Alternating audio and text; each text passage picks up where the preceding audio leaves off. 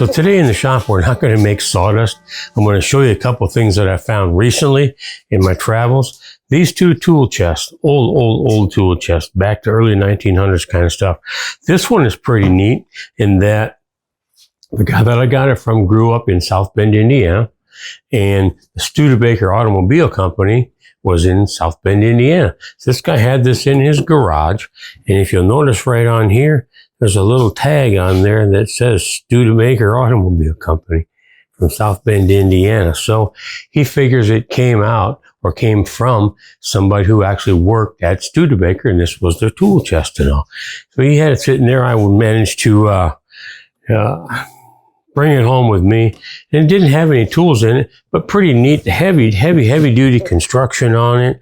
The old ox blood paint on the outside, just the cool character, the patina of it all. And it was obviously a woodworker's toolbox because there's saw tills in here, there's places down below for planes, whatever. And even in here, a little old-fashioned box of Studebaker car parts. It's got some rubber washers on it. They go to a Studebaker Champ from 1939 to 42. I thought that was pretty cool. Pretty neat piece in there. And it's got a name scribbled here, which looks to be CO Painter. And on the front down here, there's also remnants of an old tag on it that look to be CO Painter on there. There's other little writings up here where they were, doing some directions for something and obviously ran out of paper. So they wrote their directions on here. 10 foot, 4.5 inches from pulley to pulley. Whatever they were doing, they had to have a measurement on there. They put it on there. So some old guy had this, and this was his tool chest at work. And some notes, obviously, that he had to have that were important to him. He put them down in there. So it hadn't changed probably at all since the date that there is somewhere up on here is March 8th of 1908. Somebody wrote that up on there. So pretty cool old tool chest. I don't know what I'll do with it other than look at it and enjoy it. This was another one that he had sitting on the same shelf in his garage. Just an old toolbox. This one has a few things of interest in it. There are two distance saws up here. Don't know what this one is. Somebody had remade that handle somewhere along the line. And it's got some old woodworking tools in it. There's some pretty crusty stuff in here. An old Stanley No. 5.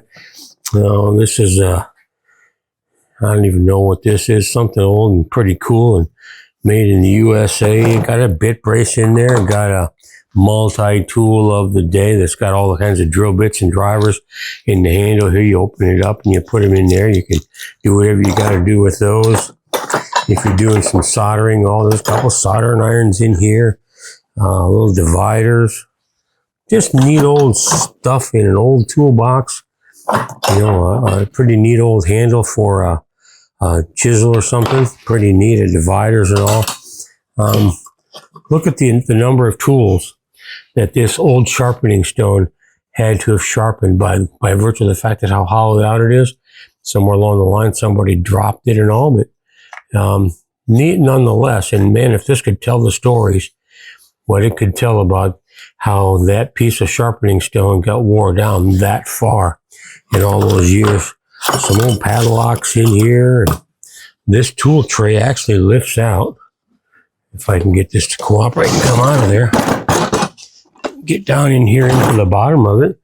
And another old wooden body transitional Liberty Bell plane. That one might actually clean up and turn into something, but the person that had this had to have been a cobbler of some sorts because you got the old shoe patterns in there. Old cobbler's hammer, some oddball wrenches. I don't know what you'd be wrenching on with that, but you had to have been a pretty heavy-duty tool user to be able to use something like this. It's got a neat old marking gauge in here. Combination kind of marking gauge and panel gauge. You could take this end off of there and you could set it out to use it for panels by taking the centerpiece off of there. So that's pretty neat. That might clean up to be something worth utilizing and hanging on to. And an old soldering iron. That's actually an electric one, so that's not tool. But anyway, just neat old tools. And somewhere along the line, This was somebody's tool chest. This is what they went to when they needed to do something with a project. And this is where they kept their tools. You know, they probably made this tool chest somewhere along the line. Let's turn that plane over so it's down in there. You know, it's obviously a homemade, cool, old toolbox.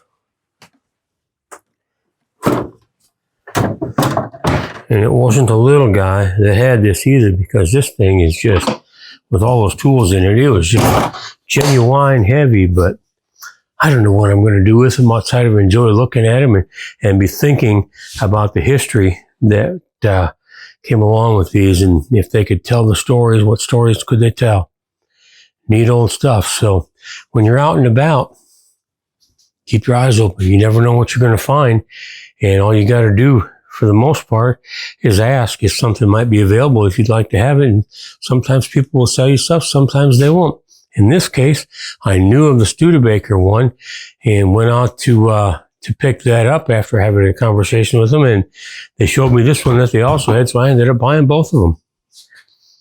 Need them like a hole in the head, but they're neat nonetheless. So now I've got a couple extra tool chests I got to find someplace to put here in the shop, but that's always part of the adventure. So questions, comments, leave them down below.